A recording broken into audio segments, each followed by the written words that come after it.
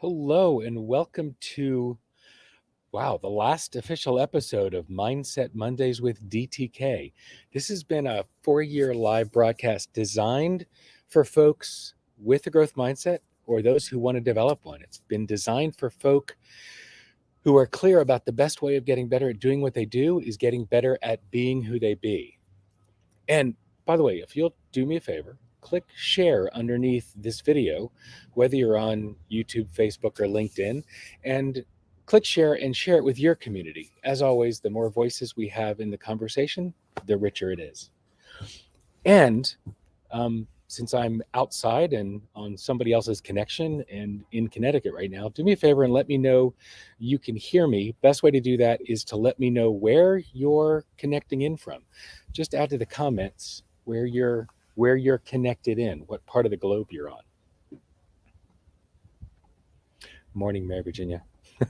Yeah, I'm in West Hartford, Connecticut. So, and the longer the broadcast goes, the less leaves we'll have because it was even fuller this morning.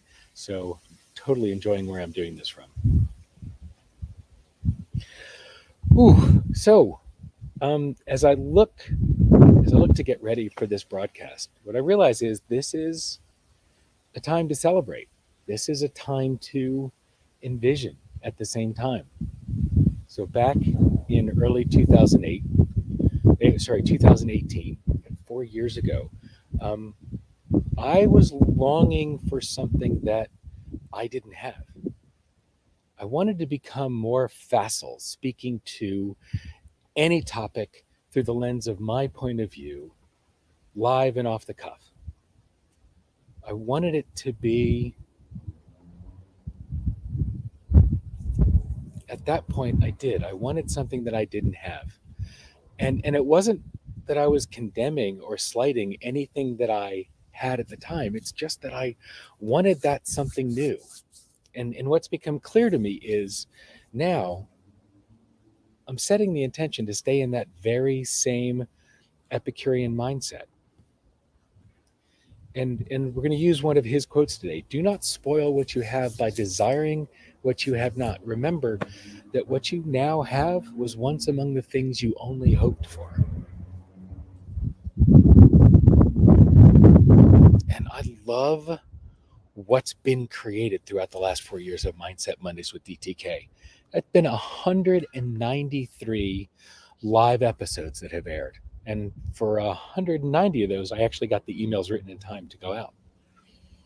A book has been created and brought to life that has sold around the globe, impacting many, many lives. And a community of souls intent on getting better at being who they be has come together.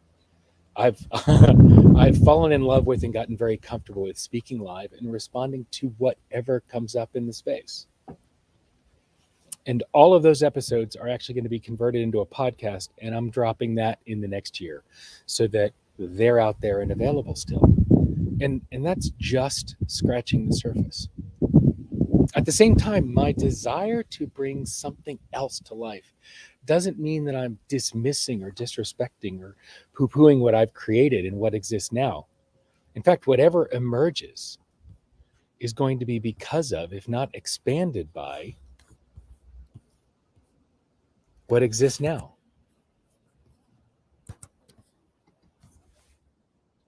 So I'm curious, as I go on with this,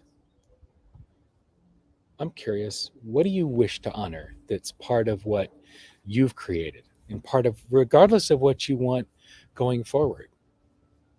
What do you want to honor? What do you want to celebrate now? Take a moment and share that. Oop, there we go. I'm still here. Take a moment and share that. What do you want to honor? What's true for you right now? And what are you honoring that you've created?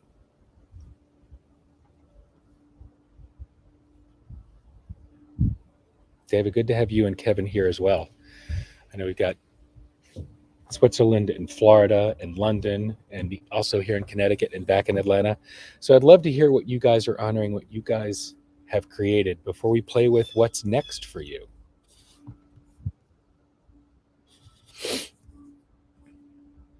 I know it always takes a moment for folks' comments to show.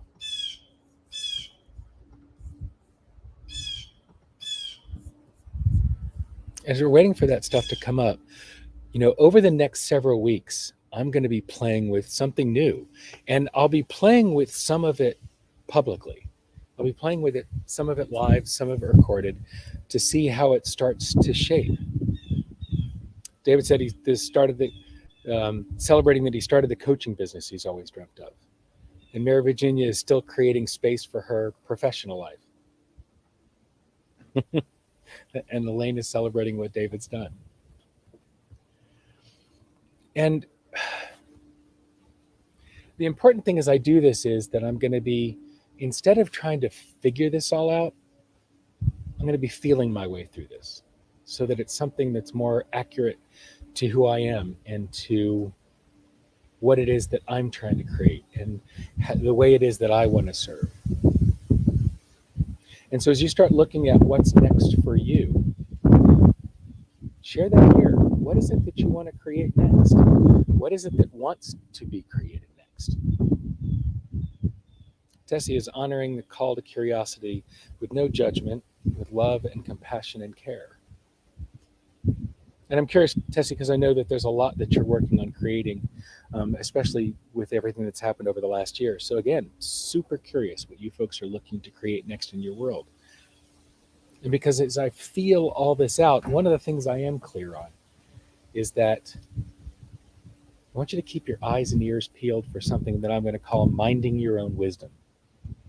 That is the next container for what I'm doing. And it'll take some different forms, and I'll feel out what that's going to look like as I go. But I do know that it's going to be minding your own wisdom. Elaine said, so much to celebrate. Great reminder to connect to it. I spent years supporting parents of complex kids around the globe. So what's next? Reaching even more parents than before. And that's the ability to honor what you've done now and look at what's not here or what you want to add or what you want to shift is very powerful. I love listening to how you're leaning into what calls your heart. Honor what you've done and feel no need to apologize for leaving what has served you behind when it no longer serves. And oh my God, Mary Virginia, I have been wrestling with hanging on to this or keeping it going, or how long ago I probably should have pulled the plug on it, or could have, not should. And I think one of the reasons that I want to stop now is to give myself more space to feel out what's next and to create it. And it's time. And it's interesting. I wanted to do this on episode 200 to make it a nice round number. And one of my friends challenged me and said, well, 193 is a prime number. Doesn't that make it round? So, and again, it's stopping this now gives me that much more time before the end of the year to really feel all this out. And yeah, even figure it out and to create what's next. So instead of saying, I'll see you next week, I'll see you in whatever's next. So Elaine, if you want to come out and say goodbye, this is the time. And David's saying, whatever's coming next for him is deeper, intuitive listening to the universe and taking action from there. Tanya said, it's beautiful to know when to pause and let it breathe. And Elaine can't not ask me a coaching question. So she said, what's important about the end of the year? It's a round number again. It's round. And I get to say that starting something new in the beginning of the year. So for the last 12 years, Groundhog Day has always been my restart point. It's always been where I am switching to the next thing or start launching something new or giving client gifts. That's always been my turnover point. And so instead of Groundhog Day, it made more sense to make it starting with the year. So there's nothing. So that's letting go of something old and starting something new. I guess it is. Okay. It's letting go of something else and starting something different. So thank you for all of you who've been here along the way. I just have something I want to say. Oh, yeah? Yeah. Because I want to acknowledge you. And I know there are a lot of people that are kind of typing in and doing their work and I want I want to acknowledge what you've done, what you created, what you stuck with, what you followed through with for a long freaking time. It's a long freaking time. Yeah. Yeah. And I know you're kind of focused on the wisdom of stopping and starting something new. And I just really want to take a moment to acknowledge the wisdom of what you created and what got you here. Thank you. Because you took what was initially a challenge and created a body of work, right? And an opportunity for people to go through their story and to explore. And you created that space for people out of your own fear, challenge, opportunity, Total fear. all of it. Yeah. So I don't want this to pass without that moment for you to stop and hear me and everyone else here saying, good on you.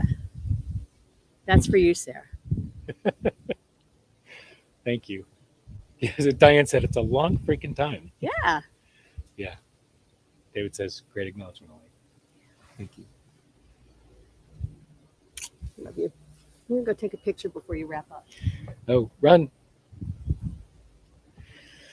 So again, thank you.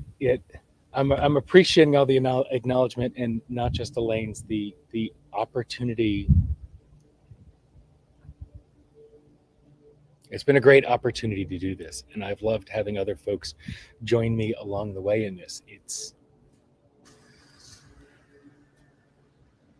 not easy to do this sometimes in a vacuum. And I think part of what I want to create is more of an active exchange with other voices and other faces on here with me.